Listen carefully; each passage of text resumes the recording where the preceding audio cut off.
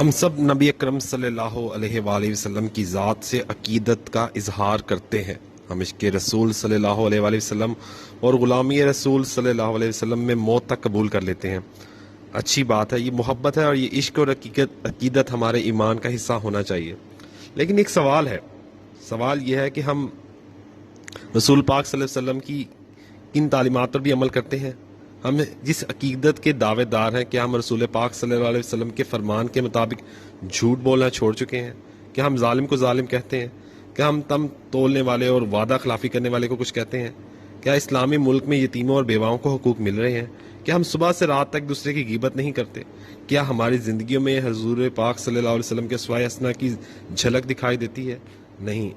یہ سوال ہم ایک دوسرے سے پوچھتے ہیں، یہ سوال ہی رہتا ہے، لیکن ہم نے اس میں کوئی عمل نہیں کرتے۔ میں اس سوال آپ پہ چھوڑتا ہوں کہ آپ اس پہ کتنا عمل کرتے ہیں؟ آپ کی زندگی حضور پاک صلی اللہ علیہ وسلم کے اسوائے حسنہ کے مطابق زندگی گزار رہے ہیں؟ ہمیں زندگی کو بہتر کرنا ہے اور زندگی کو ضرور بہتر کریں۔ اس سوال کے ساتھ ہی میں آپ کو جو ہے نیکسٹ نعت رسول پاک صلی اللہ علیہ وسلم کی جو تواشیخ اور نعت خواں بقیت اللہ گروپ نے ایران نے اپنے خوبصورت آواز میں پیش کی، شاہ مدینہ یشرب کے سوالی، وہ سناتا ہوں، سنیے گا۔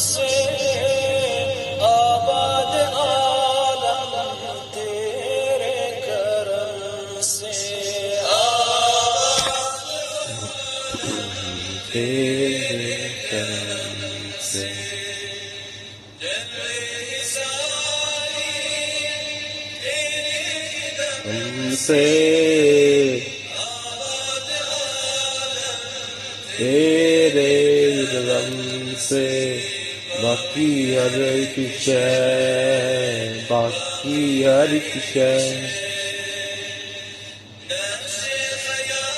لی سارے نبی تیرے در کے سوالی، شاہ مدینہ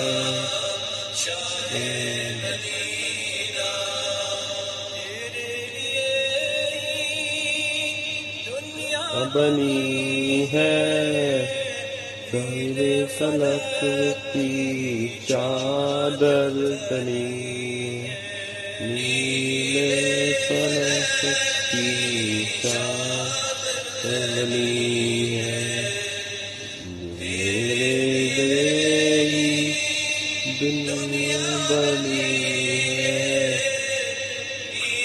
فلک کی چادر بنی ہے، تو اگر نہ ہوتا